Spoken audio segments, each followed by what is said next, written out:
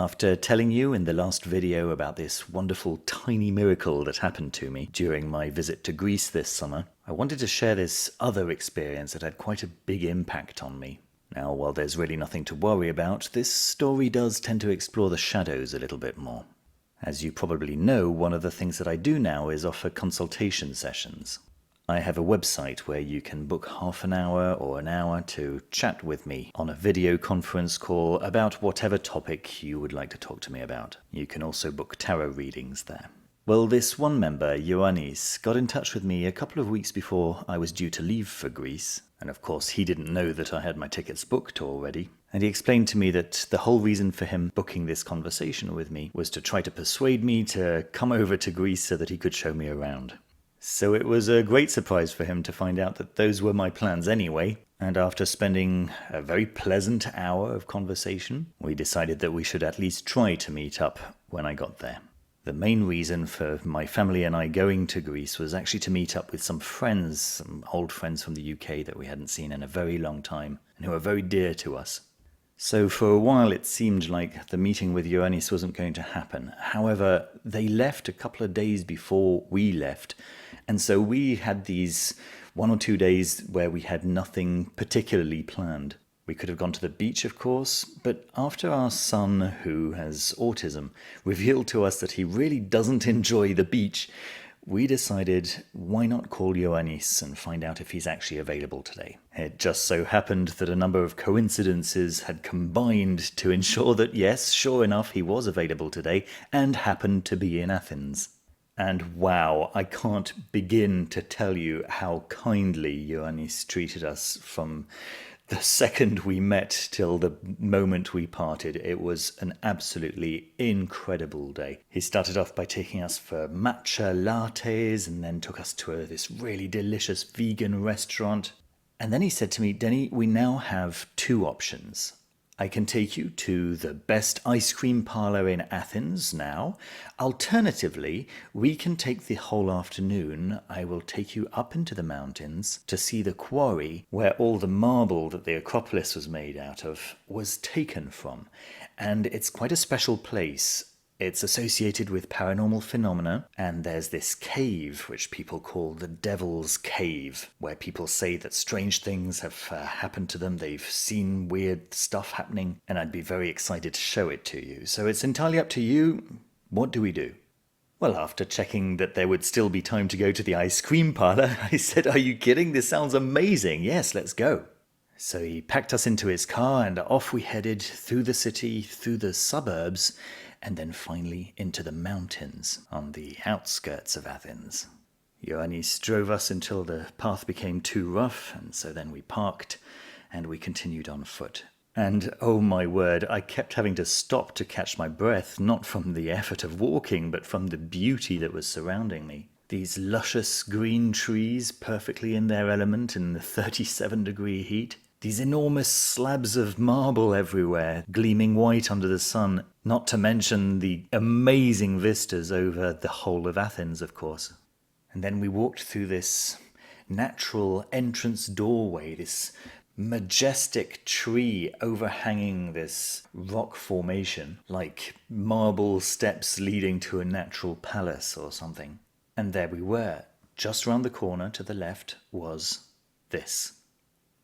And as you can probably imagine, in real life, that's a lot to take in the first time you see it. From this wall of graffiti on the left-hand side to this little church tucked in the corner there on the right-hand side. I'll talk about that a little bit more in a second, but the main presence is this gaping cavity in the rock leading down into the darkness. And I'm thinking to myself, was I right to take my son here? But he was very much into it.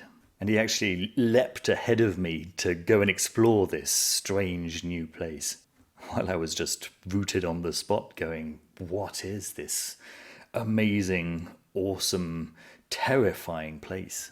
Ioannis, during this whole time, was really patient, allowing me to come to my senses. And he said, come on, come inside, I'll show you around. I used to spend nights here when I was a young man.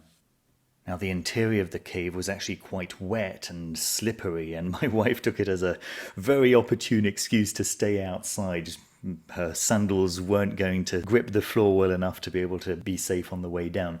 But my son was adamant that he wanted to go in. So I held his hand to make sure that he wouldn't slip, and we took a few steps down, and then he turned around and he said, "I'm afraid of the monster that's in the corner over there." Naturally, my blood froze, and I turned around, but my eyes hadn't really adjusted to the darkness yet. I said, "Whereabouts?" He pointed into a very dark corner. So I took out my phone, and I took a picture, and I had a look. I couldn't really make anything out. I said, "What kind of monster is it?" He said, "It's a big head." And I said, "Well, can you see its body?" He said, No. So I took my phone out again, and I took another picture, taking my time this time, and this is the picture that came out. Now, this is a trick that I learnt from Dr. Stephen Skinner. The first time Dr. Skinner evoked a demon into full presence, and it worked, he freaked out. And he always says that he wishes that he hadn't freaked out and instead asked the demon what it can do for him. So this is what I said to my son. What can the monster do for us? And it completely reframed the moment. Suddenly my son wasn't afraid anymore, he was considering, and his answer was, it can help us find our way when we're lost. We both decided that that was actually quite nice, and I asked him if he wanted to leave, and he said, no, I want to keep going, I want to go further in. So sure enough, we went further in. Ioannis was perfectly at home. Of course, he knew this cave like the back of his hand. But for us, it was our first time. I looked back to my wife. She was safe at the entrance of the cave. And we went a little bit further in. And, well, you can probably see from this footage, this very rough footage, that the cave actually goes a lot further. But this is the point at which my son said, no, I'm not going any further. There's a mouse man down there. He's got the face of a man and the face of a cat, but he's got legs like a spider, and he speaks like this. Now I know what some of you are probably already thinking, and no, my son has not had access to any of my magic books. It's hard enough to get him interested in any book at all, let alone boring old books on his father's shelf. Audiobooks for days. He'll actually prefer to listen to an audiobook than to watch television. But my son's particular condition has made learning reading more difficult than for many people. So no, reaching out for books is definitely not something he does for pleasure. For those of you who haven't caught on to what I'm talking about yet, I'm talking about the first entity listed in the grimoire Ars Goetia, namely the demon Baal. This is an illustration by Louis Le Breton from Colin de Plancy's Le Dictionnaire Infernal.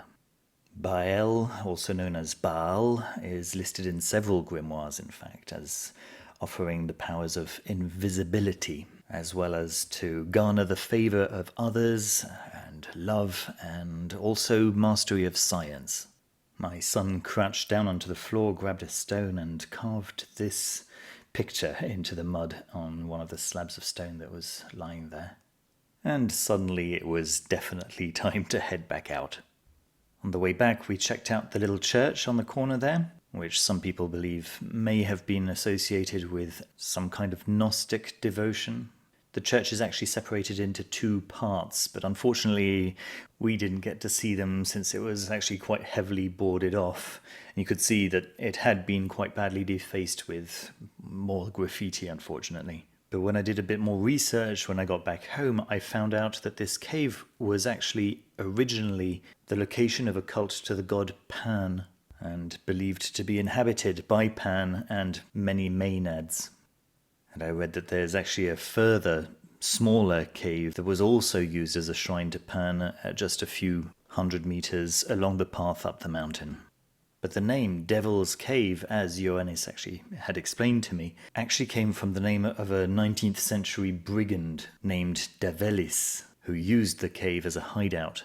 So yes, quite a lot of mythos and lore surrounding this place. An extraordinary experience for sure, and one we'd certainly not have had if it hadn't been for Ioannis's incredible care and kindness. And then finally Ioannis showed us the path that was carved to drag these huge slabs of marble from the mountainside all the way to the center of Athens to build the Acropolis. And when you see the amount of marble that's involved in just building the Parthenon, let alone the rest of the Acropolis, as well as all the other temples in places like the ancient Agora and so on, you realize how much marble must have gone down these tracks, and what a gigantic effort of physical strength and ingenuity and engineering must have been involved in the whole process. With time running out on our day, we reluctantly made our ways back to the car and back into town, and yes, I can confirm that Ioannis does know the best ice cream parlor in all of Athens. It was delicious. There we are, that's it from me for today. Don't forget to hit that like button and to subscribe down below if you haven't done so already. A little reminder that these videos, and in fact my whole visit to Greece, has only been possible thanks to the kindness and generosity of members both through YouTube and through Patreon. And if you'd like to be one of the people who helps to keep the lights on here, you can find links and details on how to do that down in the description. You'll also find details on how to access the Foolish Fish Discord server, where members get to chat about over 300 different topics in various channels related to magical practice. And of course, if, like Ioannis, you'd like to have a one-to-one chat with me on whatever topic you choose, or book a tarot session where we can talk about you for a bit, then you'll be able to find links to the website where you can book a session with me down below as well. Thank you so much for watching the video. I hope you enjoyed listening to it as much as I enjoyed revisiting it. And of course, my biggest thanks this week go to Ioannis, who provided us with this extraordinary, unforgettable experience. Thank you from me and from my family, from the bottom of our hearts. So from me, for now, let me wish every single one of you viewers an excellent morning, day, evening or night. Look after each other and see you very soon with another video.